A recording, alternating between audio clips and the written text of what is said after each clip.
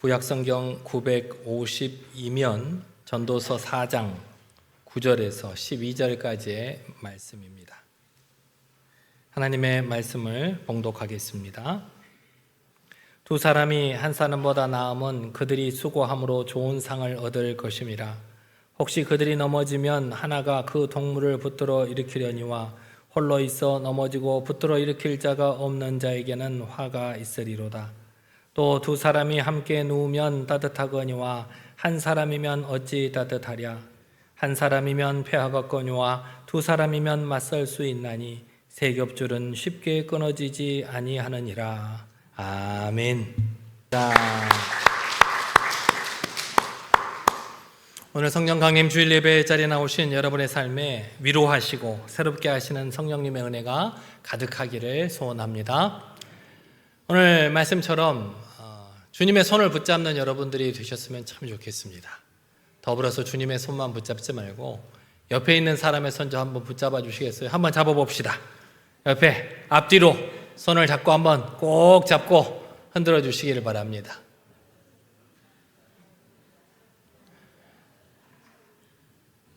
세상을 살아가는 것도 마찬가지겠지만 신앙생활도 혼자 할 수 있는 게 아닙니다.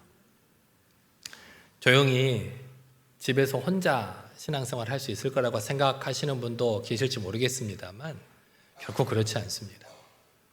코로나 때 여러분들께서 집에서 혼자 예배 드려보셨죠? 예배 드리니까 어떻든가요? 여기 교회 예배당에 나와서 예배 드리는 것만큼 예배가 드려지던가요? 서로 얼굴 안 보고 그냥 모니터로만 바라보니까 그 사람에 대한 기도 제목이 저절로 생각나고 절절해지던가요? 나는 혼자 있어도 열심히 신앙생활 잘 할 수 있다. 요새는 워낙 미디어가 발달돼 있으니까 온라인으로 예배를 드리면서 이렇게 신앙생활을 잘 유지할 수 있다라고 생각하실 분들이 있으실지 모르겠습니다만 그거는 잘못된 생각입니다. 신앙생활은 혼자 하는 게 아니기 때문입니다. 우리가 목사의 말씀을 통해서 배우고 또 하나님의 말씀인 성경 말씀을 통해서 여러모로 배우기는 하지만 서로가 서로를 위해서 기도해주고 서로의 모습을 보면서 배우는 것 또한 만만치 않습니다. 나는 이렇게 생각하고 이렇게 하는 것들이 옳다고 생각했는데 저렇게 신앙생활하고 있는 아름다운 모습을 보고 나도 저렇게 따라해봐야겠다. 도전을 받기도 하고 때로는 잘못된 모습을 보고 나는 저렇게는 하지 않아야겠다 라고 하는 경각심을 가지기도 합니다. 특별히 오늘 말씀은 이렇게 가정의 달을 맞이해서 부부를 대상으로 말씀을 준비했습니다만 부부가 아니어도 우리 모든 인간관계에 관한 말씀이라고 다시 한번 생각해 주셨으면 좋겠습니다. 자, 지금부터 타임머신을 타고 한 20년, 30년, 때로는 40년, 50년 전으로 한번 돌아보시기 바랍니다. 여러분이 처음 여러분의 남편을 만났을 때, 여러분의 부인을 만났을 때, 처음 가정을 이루었을 때로 한번 돌아가 보십시다. 기억나시죠? 네. 여러분들이 그때 어떻게 결혼하셨어요? 맹세를 하셨을 건데 내 눈에 흙이 들어가기 전까지는 이 사람만 사랑하겠습니다. 그렇게 고백을 하셨을 수도 있고 세상 그 어떤 비바람이 닥쳐와도 내가 이 사람과 꼭 맞잡은 손을 놓지 않겠습니다 라고 단단하게 이렇게 결단을 하면서 결혼하셨죠. 처음 배우자를 바라봤을 때는 바라보기만 해도 가슴이 벅차고 이 사람과 함께라면 저 광야도 꽃길을 걷는 것만 같을 것이다 라는 그런 생각으로 인생길을 같이 하자고 약속을 했을 줄 믿습니다. 그런데 지금은 어떻습니까? 지금 여러분들 그 옛날에 불꽃 같은 열정과 설렘이 여러분 가슴 속에 있으신지 모르겠습니다. 있으십니까? 결혼 안 하신 분들은 여러분들도 나름대로 이렇게 친한 친구가 있잖아요. 굉장히 친한 친구. 내가 이 친구라면 내가 두말하지 않고 돈을 빌려달라고 해도 빌려줄 수 있다. 그렇게 친한 친구. 그런데 그 친한 친구를 처음 만났을 때 그 친한 친구와 친하게 지냈을 때의 감정이 지금도 동일하게 유지되고 있으시던가요? 많은 부부들이 인생의 중년과 노년을 들어서면서, 즉 인생의 후반전에 들어서면서 전혀 예상치 못한 낯선 계절을 맞이하게 됩니다. 시끌벅적하게 집안을 채우던 아이들은 각자 자기 갈 길을 찾아서 떠나고 집안에는 적막감이 감돕니다. 평생을 바쳐 일했던 일터에서 은퇴하고 난 후에는 집에서도 사회에서도 왠지 소외되고 있는 것 같은 그런 소외감을 느낄 때도 있습니다. 여기에 육체의 연약함까지 우리를 찾아올 때 우리는 더 힘들고 고독하기만 합니다. 감정 기복이 심해지는 갱년기를 지나는 우리 여성분들은 이유도 없이 눈물이 나고 가슴이 답답하답니다. 별일 아닌데 갑자기 화가 치밀어 오르기도 하고 갑자기 우울하기도 하고, 아이고 무릎이야, 아이고 허리야 라는 탄식 소리가 우리의 일상이 되고, 병원에서 약을 먹어야 된다고 그래서 약 타먹는 약봉지가 늘어갈 때마다 우리는 내가 어쩌다가 이렇게 됐나 라고 하는 고독감에 직면하기 마련입니다. 그때 우리는 흔히 가장 가까이 있는 사람들을 바라보게 됩니다. 가장 가까이 있는 배우자, 때로는 가장 가까이 있는 나와 가장 친한 친구. 그런데 이상하게도 나에게 가장 위로가 되어야 할 그 사람이 때로는 나를 가장 외롭게 만드는 존재처럼 느껴질 때가 있습니다. 젊은 시절에는 사랑이 가득해서 바라보기만 해도 좋았는데 그 젊은 시절의 열정적인 사랑은 온데간데 없고 서로 마주 앉아도 별로 할 말이 없어서 서먹한 관계, 때로는 사소한 말 한마디에 나를 세우고 서로의 감정을 해치는, 상처를 주고받는 관계가 되어버리지는 않았는지 우리는 우리 스스로를 돌아볼 필요가 있습니다. 오늘 본문을 기록하고 있는 전도자 솔로몬은 우리에게 매우 뼈아픈 현실을 지적하고 있습니다. 본문 10절 말씀을 같이 한번 읽어보실까요? 10절입니다. 시작. 혹시 그들이 넘어지면 하나가 그 동물을 붙들어 일으키려니와 홀로 있어 넘어지고 붙들어 일으킬 자가 없는 자에게는 화가 있으리라. 솔로몬은 오늘 홀로 가다가 넘어졌을 때 자신을 일으켜줄 사람이 없는 인생을 향해서 화가 있다라고 기록을 하고 있습니다. 다시 말해서 그런 사람은 참으로 비참하고 불행한 인생을 살고 있다라고 경고하고 있는 것입니다. 이 말씀은 단지 물리적으로 혼자 사는 사람만을 뜻하는 것이 아닙니다. 한 이불을 덮고 한식 탁에서 밥을 먹으면서도 정작 정서적으로, 영적으로 철저히 고립되어 있어서 서로가 넘어져도 그 사람을 붙잡아 일으켜주지 않는 부부 안의 홀로됨, 때로는 많은 친구들 안에 있으면서도 적막함을 느끼는 그런 상태를 의미하고 있는 것입니다. 우리는 왜 가장 가깝다고 생각하는 배우자, 때로는 내가 가장 믿을만하다고 생각하는 그 친구에게서 이런 소외감과 갈등을 느끼며 살아갈까요? 특별히 인생 후반전에 찾아오는 이런 갈등은 단순히 성격 차이나 처음 사랑이 식었기 때문만은 아닙니다. 특별히 부부관계에 있어서 우리가 이런 갈등을 맞이하게 되는 것은 부부 사이의 관계를 오해하고 있기 때문이고, 다시 또 다른 면으로 살펴보면 인생의 계절이 바뀌었음에도 불구하고 나는 여전히 과거의 문법으로 내 배우자를 대하고 있기 때문이라는 것입니다. 젊은 시절에 이제 막 결혼한 부부들은 무엇으로 살아갑니까? 뭘로 살아가요? 사랑으로 살아가죠. 밥을 안 먹어도 배가 부른 것 같죠. 그렇죠. 얼굴만 바라봐도 웃음이 나오고 행복한 것 같아요. 낭만적인 사랑과 때로는 공동의 목표가 있어서 내가 결혼했으니까 자녀들을 낳고 자녀들을 잘 키워내야 한다는 책임감이 있고, 내가 결혼했으니까 이 세상 넓은 곳에 내 집 한 칸 마련해야겠다는 그런 목표가 있고, 내가 직장에 열심히 다녀서 직장에서 살아남아야 한다는 그런 치열함이 있었기에 부부간에 서운함이 있어도 그런 목표를 향해서 앞만 보고 달려갈 때가 있습니다. 그런데 이제 그런 모든 여러 가지 인생의 과제들이 많이 끝나고 인생의 후반전에 들어서면 그 이후에 이제 서로를 가끔 부부간의 얼굴을 바라보다 보면 문득 당황하기 시작할 때가 있습니다. 왜 그러냐면 내가 알던 젊고 매력적인 배우자는 온데간데 없고 주름이 자글자글하고 고집만 세진 아저씨만 남아있어요. 또 이렇게 바라보면은 아이고 그냥 매사에 잔소리가 늘어난 아줌마만 남아있는 것처럼 보여요. 지금 당장 내가 겪고 있는 갱년기 때문에 또 내가 은퇴 후에 여러 가지 상실감 때문에 나도 내 감정을 다스리기가 어려워서 상대방의 아픔과 외로움까지 돌봐줄 수 있는 여유가 없어요. 평생을 성실하게 직장생활에서 은퇴하신 성도님의 이야기입니다. 이분은 은퇴만 하면 계획이 있었습니다. 남편인데 내가 은퇴하면 내가 그동안 바빠서 다니지 못한 아내와 함께 전국의 맛집을 꼭 돌아다보면서 맛있는 걸 먹어야지. 해외여행도 가봐야지. 그렇게 자기가 은퇴하고 난 다음에 행복한 노후를 꿈꾸고 있었답니다. 그런데 막상 은퇴를 하고 나서 매일 집안에 머물게 있게 되자 상황은 자신이 생각하던 자신이 상상하던 것과는 전혀 다른 방향으로 흘러가고 있었습니다. 아내는 수십 년간 남편이 직장 생활하고 나가면서 아내는 자신만의 생활 리듬이 있어요. 그렇죠? 월요일에는 어디 가고 화요일에는 어디 가고 수요일에는 누구 만나고 주일에는 교회 가고 자신만의 생활 리듬이 있는데 삼시세끼 밥을 챙겨 먹여야 하는 이 삼식이 남편이 거실에 떡하고 버티고 앉아 있으니까 답답해요. 왜 우리 남편은 밥도 하나 자기가 챙겨 먹지를 못하는지.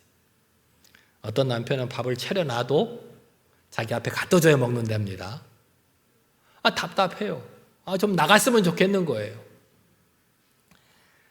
남편도 나름 서운합니다. 내가 평생을 누구를 위해서 밖에서 그 수모를 겪어가면서 열심히 돈을 벌어다 주었는데 이제 은퇴했다고 나를 그렇게 귀찮은 존재로 취급하나 하는 서운함이 밀려옵니다. 어느 날 사소한 말다툼 끝에 아내가 눈물을 흘리며 이렇게 외치더랍니다. 당신은 집에서 움직이는 가구 같아. 당신이 내 마음을 알아? 당신이 내 건강 챙겨줘 봤어? 당신은 평생 당신 자신만 중요한 것 같아.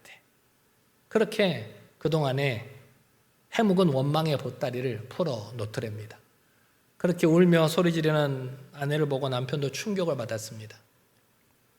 자신은 평생 가정을 위해서 최선을 다했다고 생각했는데 아내의 눈에 비친 자신이 움직이는 가구와 같다니. 이 두 부부는 한 공간에 있었지만 정서적으로나 영적으로나 철저히 분리되어 있고 또 넘어진 자들이었다는 것입니다. 오늘 본문 11절은 또 다른 인생의 혹독한 겨울을 우리에게 보여주고 있습니다. 본문 11절 말씀 같이 한번 읽어보실까요? 시작. 또 두 사람이 함께 누우면 따뜻하거니와 한 사람이면 어찌 따뜻하랴. 여러분들 이렇게 둘이 요새도 손 꼭 붙잡고 같이 누워서 잠 주무시죠? 요새 수많은 중년의 노부부들이 중년, 노년의 부부들이 여러 가지 이유로 각방을 쓰고 있는 것이 사실입니다. 서로 이렇게 남편이 코 고는 소리가 너무 심해서 따로 자기도 하고 또 그러는 것들이 현실인데 여기서 말하는 함께 누우면이라고 하는 의미는 꼭 그렇게 물리적인 한 공간에 있다는 얘기뿐만이 아닙니다. 한 집안에 살면서도 서로 얼굴을 바라보고 이야기를 하는 게 아니라 서로 핸드폰만 바라보면서 영적인 냉골 속에 살아가는 부부가 있기도 하고 몸은 가까이 있지만 마음은 너무나도 멀리 떨어져 있는 부부. 이것이 바로 오늘날 우리 가정이 직면하고 있는 갈등의 현실입니다. 우리가 젊은 시절 가졌던 그 뜨거운 열정, 뜨거운 사랑만으로는 이 인생의 후반전에 이 혹독한 겨울 추위를 견뎌낼 수가 없더라는 것입니다. 그렇다면 우리는 어떻게 이 인생의 후반전에 우리에게 몰아치는 이 혹독한 추위를 이겨낼 수 있을까요? 내가 넘어졌을 때 서로를 일으켜주는 참된 동역자가 될 수 있을까요? 오늘 본문은 우리에게 놀라운 인생의 전환점을 제시하고 있습니다. 본문 9절 말씀을 다시 한번 읽어보겠습니다. 본문 9절입니다. 시작. 두 사람이 한 사람보다 나음은 그들이 수고함으로 좋은 상을 얻을 것입니다. 성경은 단지 외로우니까 둘이 같이 살아야 된다고 말씀하고 있는 것이 아닙니다. 두 사람이 한 사람보다 나은 이유가 그들이 함께 수고함으로 좋은 상을 얻기 때문이다 라고 선언하고 있습니다.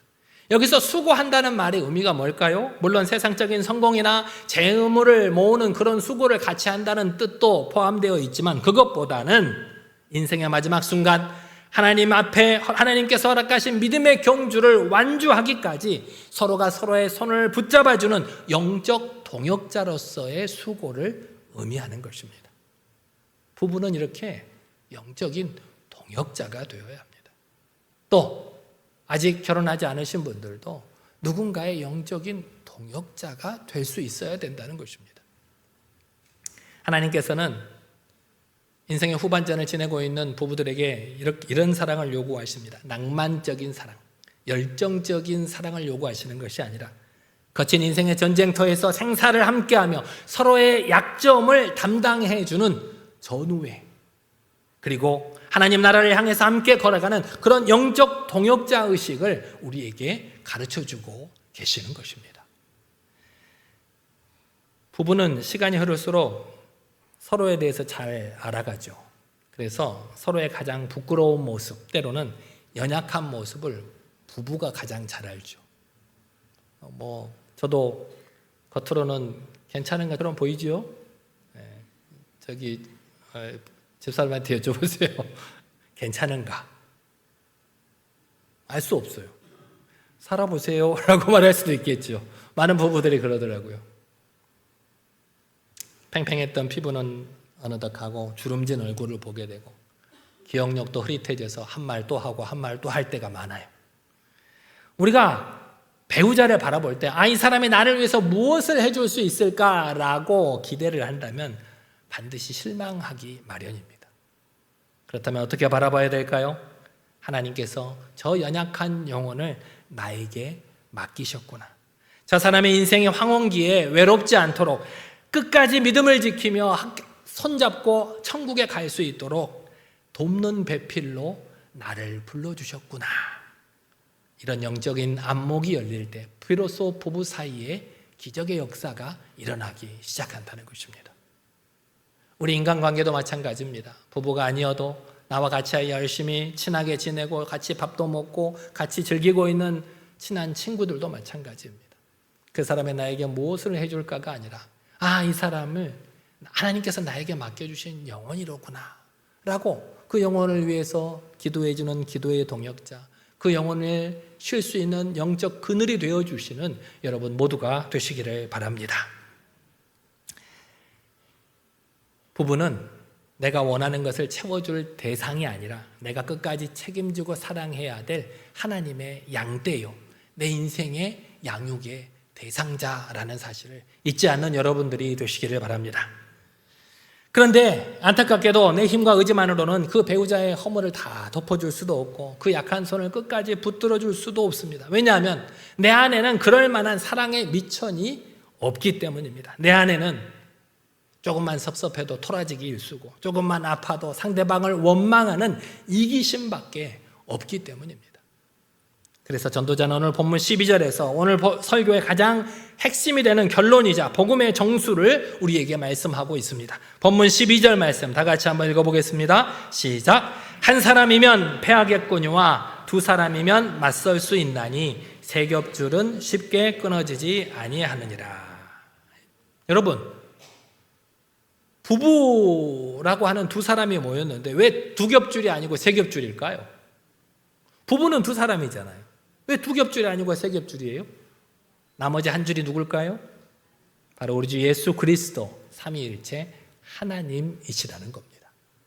부부관계는 남편과 아내 두 사람의 만남이 아니라 남편이라는 실과 아내라는 실이 있고 그 두 실을 단단하게 감싸 안으면서 중심을 잡아주는 하나님이라는 강력한 실이 서로 꼬여 있을 때 단단한 세 겹줄이 된다는 것입니다. 우리 인간들의 사랑은 두 겹줄과 같아요. 그래서 세월의 바람이 불고 배신과 실망의 가위질이 우리의 두 겹줄에 상처를 내면 팽팽하다가도 어느덧 툭 하고 끊어져 버릴 때가 있습니다. 하지만 그 두 사람의 관계 안에 예수 그리스도의 보혈이 흐르게 되면 그 줄은 결코 끊어지지 않는 든든한 세 겹줄이 된다는 것입니다. 부부 사이에서만 뿐만 아니라 인간관계가 그렇게 마찬가지입니다. 내가 가장 친하게 지내는 사람이 있다고 할지라도 그 사람과의 만남이 내게 만족을 주고 있다고 할지라도 그 가운데 예수 그리스도라는 그 중심의 줄이 없으면 그 줄은 언젠가는 허망하게 끊어져 버릴 때가 있더라는 것입니다. 여러분들 저를 믿으십니까? 이 한마디도 안 하시네. 좋습니다. 제가 전에도 말했잖아요. 저를 믿지 말라고. 저도 여러분들을 안 믿어요. 네, 서로 믿지 말자고요. 우리가 믿을 분은 누구밖에 없다고요? 하나님밖에 없어요. 사람을 믿어서는 안 됩니다. 왜냐하면 사람은 언제든지 연약해질 수 있거든요. 지금 내가 앞에서 보는 모습과는 전혀 다른 모습을 가지고 있는 게 사람입니다. 저도 마찬가지고. 그 사람을 믿지 않을 때 그 다른 모습을 보아도 우리는 실망하지 않을 수 있습니다. 오히려 그를 위해서 기도해 줄 수 있습니다. 무엇보다도 옳은 것은 그 사람과 나 사이의 관계, 이 두 겹줄로만 있는 것이 아니라 그 사이에 예수 그리스도라는 든든한 황금실을 우리 사이에 꼬아놓는다면 우리 모든 인간관계는 끊어지지 않는 든든한 세 겹줄이 될 줄 믿습니다. 성령 강림 주일인 오늘 성령 하나님께서 우리 가정 가운데 임하시면 우리 가정이 어떻게 변화될까요? 성령님께서 우리에게 임하시면 나에게 상대방을 사랑하고 상대방을 감싸 안아줄 수 있는 사랑의 미천이 없다고 그랬잖아요. 성령님께서 우리에게 임해 주셔야 되는데 성령이 임하시면 내가 배우자를 용서하는 것이 아니라 내 안에 계신 성령께서 내 배우자를 불쌍히 여기는 마음을 내게 부어주시는 거예요. 성령께서 내게 임하시면 내가 참는 것이 아니라 나를 위해 십자가에서 피 흘려 돌아가신 예수 그리스도의 사랑이 내 안에서 흘러 넘쳐서 나의 남편을, 나의 아내를 용서하게 만드는 것입니다.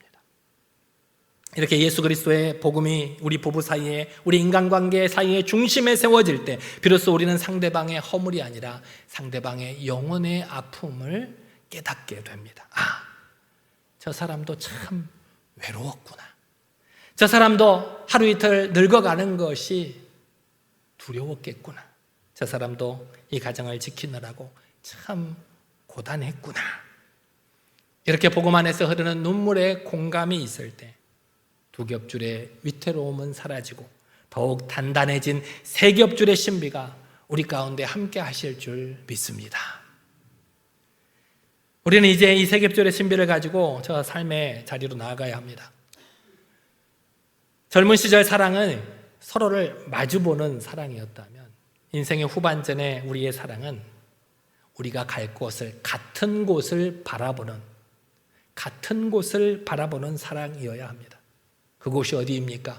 바로 예수 그리스도이며 그곳이 바로 우리가 영원히 거해야 할 천국입니다. 시골에서 평생 농사를 지으시면서 살아오신 어느 노 부부가 있으셨습니다. 두 분은 평생 흙을 일구며 자식들을 잘 키워냈고 이제는 두 부부만 시골에 삽니다. 나이가 들어서 몸이 성한 곳이 없습니다. 남편 어르신은 평생 고된 농사일 때문에 허리가 기역자로 굽어버렸습니다. 아내는 심한 퇴행성 관절염 때문에 한 걸음 걷는 것도 고통스러워서 늘 이렇게 보조기를 끌고 또 거기에 앉아 다닙니다. 주위 사람들이 이제 농사 그만 짓고 자식들에게로 가라고, 도시에 있는 자식들에게로 가라고, 병원이 가까이 있는 도시로 가라고 권면을 합니다. 그런데 여전히 두 분은 시골집에서 매일 새벽마다 서로의 손을 꼭 붙잡고 교회를 향해 걸어갑니다. 그런데 매일 새벽마다 두 분이 교회로 걸어가는 모습이 그렇게 아름다울 수가 없습니다. 허리가 굽은 남편은 아내의 보행기를 뒤에서 밀어주고 아내는 혹시나 허리가 굽은 남편이 넘어질까 봐서 손을 뒤로 내밀어서 남편의 옷자락을 꼭 붙잡고 그렇게 어렵사리 교회로 향하고 있습니다. 남편은 아내의 다리가 되어주고 아내는 남편의 허리가 되어주며 그렇게 서로가 서로의 지팡이가 되어주어서 새벽 기도의 길을 함께 걸어가고 있었다랍니다. 동네 사람들이 물었습니다. 어르신, 몸도 아픈데 이제 새벽마다 매일 이렇게 걸어가지 마세요. 힘들지 않으세요? 물어봤더니 이 남편 어르신이 환하게 웃으면서 이렇게 대답하더랍니다. 힘들어. 하지만 혼자 걸으면 100번도 더 넘어졌어야 할 그 길인데 둘이 가니까 갈 수 있는 거예요. 그리고 우리 둘만 걷는 게 아니에요. 우리가 찬송하며 걸어갈 때 예수님께서 우리 가운데서 두 손을 꼭 붙잡아 주시는 게 느껴지거든. 그래서 든든해. 사랑하는 성도 여러분, 이것이 바로 오늘 성경이 말하는 세 겹줄의 실체이자 인생의 후반전을 걸어가는 부부의 가장 영광스러운 모습 아니겠습니까? 이제 집으로 돌아가시면 옆에 있는 배우자를 향해서 서운함의 눈빛 대신 평생 나와 이 믿음의 전선을 지켜내준 이 영적인 전우를 향해 존경과 감사의 표시를 한번 해보시기를 바랍니다. 거칠어진 아내의 손을 한번 꼭 붙잡아 주셔도 좋고, 굽어진 남편의 어깨를 토닥여주면서 힘내, 어깨 펴! 라고 격려를 해 주셔도 좋을 것 같습니다. 여보, 평생 내 곁을 지켜줘서 고마워. 당신이 있었기에 내 인생이 참 따뜻했어. 우리도 이 남은 길도 주님 손 꼭 붙잡고 잘 걸어갑시다. 여보, 가정을 위해서 그동안 평생 수고 많으셨어요. 당신의 수고를 하나님께서 아시고 나도 잘 알고 있어요. 이제 남은 평생 당신의 가장 신실한 기도의 동역자가 되어줄게요. 이렇게 서로가 서로를 위로하는 여러분 모두가 되시기를 바랍니다. 사랑하는 성도 여러분, 혼자 가면 넘어지지만 둘이 가면 일어날 수 있고, 그 사이에 삼위일체 하나님을 모셔드리면 세 겹줄이 되어서 세상 그 어떤 환난과 질병도 노년의 외로움도 우리를 결코 끊어낼 수 없음을 믿으시기를 바랍니다. 인생의 추운 겨울날 서로의 체온으로 추위를 녹여주고 서로의 지팡이가 되어주며 마침내 하나님의 보좌 앞에 서는 그날까지 믿음으로 함께 이 인생길을 완주해낼 수 있는 세상에서 가장 아름답고 견고한 세 겹줄의 부부, 세 겹줄의 가정을 다 이루시는 여러분 모두가 되시기를 간절히 기도합니다. 기도하겠습니다. 하나님, 부부가 서로를 탓하며 불평만 했음을 용서하여 주시옵소서. 하나님, 배우자를 하나님께서 보내주신 최고의 영적 동역자로 여기지 못했음을 회개하오니 용서하여 주옵소서. 이제는 부부의 중심에 하나님을 모셔서 거룩한 세 겹줄의 가정을 이루어 이 땅에 믿음의 경주를 완주할 수 있도록 해달라고 이 시간 믿음으로 간절히 기도하겠습니다. 능력의 하나님 아버지, 어리석고 부족한 우리를 하나님의 거룩하신 말씀으로 깨우쳐 주심에 감사를 드립니다. 아버지 하나님, 우리에게 주신 아버지 이 부부, 아버지 아내와 남편을 서로를 탓하며 불평만 했던 지난날을 회개하오니 용서하여 주옵소서. 하나님께서 내게 보내주신 최고의 영적 동역자를 아버지 하나님 동역자로 여기지 못하고 원망하고 불편했던 아버지 그런 대상으로만 여겼던 지난날을 회개하오니 용서하여 주옵소서. 아버지 하나님, 서로가 서로의 모습만을 연약하고 안 좋은 모습만을 바라보는 것이 아니라 우리 부부의 중심에, 우리 인간관계의 중심에 하나님을 모셔드림으로 거룩한 세 겹줄의 가정을 이루어 이 땅의 믿음의 경제를 완주할 수 있는 우리가 될 수 있도록 인도하여 주옵소서. 혼자 가면 넘어질 수 있지만 둘이 가면 일으켜줄 수 있고, 하나님과 함께하면 세상 그 어떤 환난과 질병과 노년의 고독도 우리를 끊어낼 수 없는 든든한 아버지 동역자로 일어설 수 있도록 인도하여 주옵소서. 아버지 하나님, 서로가 서로의 아버지 지팡이가 되고 서로의 든든한 기도의 울타리와 영적 그늘이 되어주며 하늘 보좌에 서는 그날까지 믿음으로 이 인생길을 완주해낼 수 있는 세상에서 가장 아름답고 거룩한 견고한 세 겹줄의 부부, 세 겹줄의 가정을 이룰 수 있도록 우리를 인도하여 주시옵소서. 주님께서 우리와 함께하여 주실 줄 믿사오며 모든 말씀 예수님 이름으로 기도드리옵나이다. 사랑과 은혜가 풍성하신 하나님 아버지, 성령 강림 주일을 맞아 우리에게 부부의 신비와 세 겹줄의 은혜를 깨닫게 하시니 감사를 드립니다. 젊은 날의 열정을 지나 인생의 후반전을 맞이한 주의 자녀들을 위로하여 주옵소서. 은퇴와 육체의 질병과 갱년기의 외로움 속에서 홀로 넘어져 울지 않게 하시고 배우자를 하나님께서 보내주신 최고의 영적 동역자로 바라보는 눈을 열어 주옵소서. 부부의 중심에, 인간관계의 중심에 삼위일체 하나님을 모셔드려 세상 그 어떤 가위질에도 결코 끊어지지 않는 거룩한 세 겹줄의 가정을 이루도록 하여 주옵소서. 서로가 서로의 지팡이가 되어 천국에 이르기까지 믿음의 경주를 아름답게 완주할 수 있도록 성령의 능력을 부어 주옵소서. 우리의 가정의 영원한 주인 되시는 예수 그리스도의 이름으로 간절히 기도드리옵나이다. 아멘.